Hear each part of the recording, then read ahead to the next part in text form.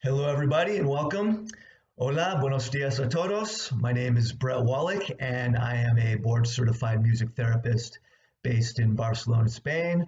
I also work in the United States and around the world as a music therapist, but also giving lectures, presentations.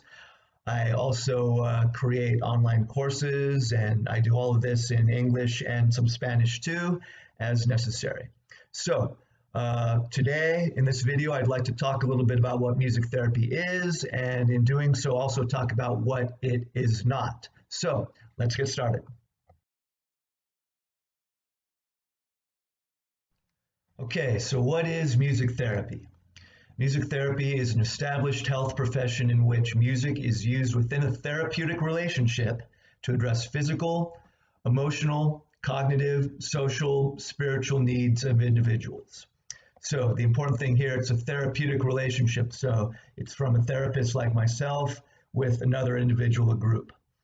Music therapists often work with, well, they can work with everybody pretty much, but most often it can be children, adolescents, or adults and elderly with mental health needs, Alzheimer's disease or other aging-related conditions, addiction, depression and anxiety, traumatic brain injuries, physical disabilities, acute and chronic pain, veterans with PTSD. There's a lot of different populations we often work with. Now, a key here is that music therapy is the clinical and evidence-based use of music interventions. So again, that's clinical and evidence-based use of music interventions to accomplish individualized goals within a therapeutic relationship by a credentialed professional who has completed an approved music therapy program. Now, music therapists such as myself, if they get educated in the United States, for example, they have over 1,200 hours of clinical training. They have at least a bachelor's degree. I myself have a master's from the University of Barcelona here in Barcelona, Spain. And all music therapists have a high degree of music proficiency in voice, guitar, and piano, and percussion as a minimum. But we also get a lot of psychology, biology, social, and behavioral sciences as part of our coursework. So it's a serious profession, again, using our therapeutic relationship and our knowledge to address those needs I mentioned before for individuals, okay?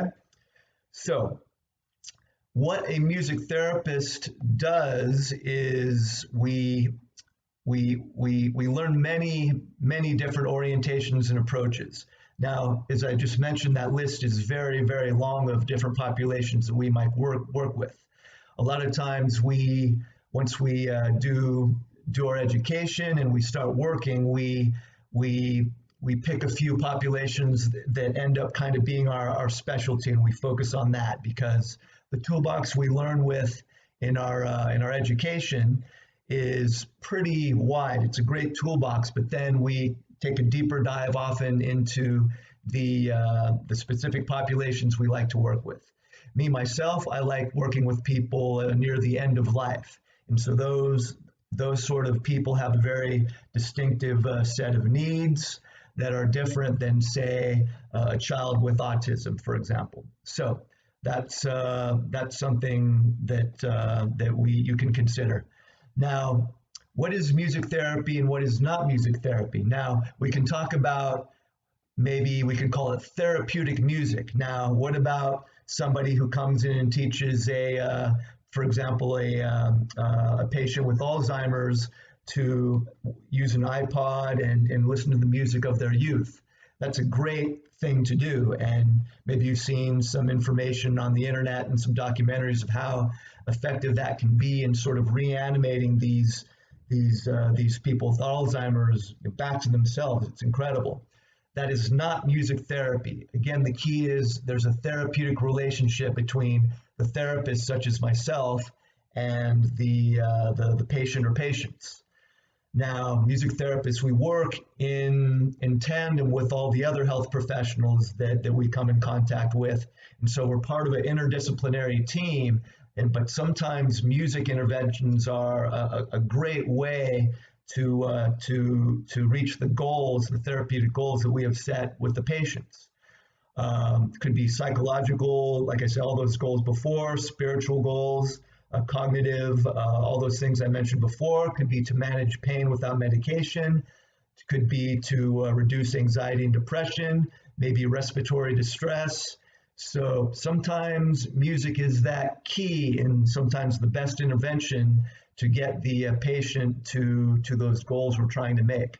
So, and what I said before about clinical and evidence-based, everything we do is based on evidence.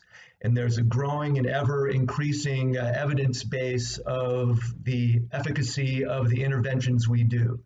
So compare those things that we do, compare that with somebody who's handing out iPods or a well-meaning professional musician that wants to volunteer in a hospital and plays in the lobby. Well, that's not music therapy. Like what we do is the established field. You could call that therapeutic music, and you can make the argument that all music could be therapeutic used in the right way. Oh, come home from a hard day of work, put on my favorite music, and I feel better. Okay, that's therapeutic music, but not music therapy. The key here is music therapy happens in a therapeutic relationship between the therapist using evidence-based and setting goals and doing interventions with the patient.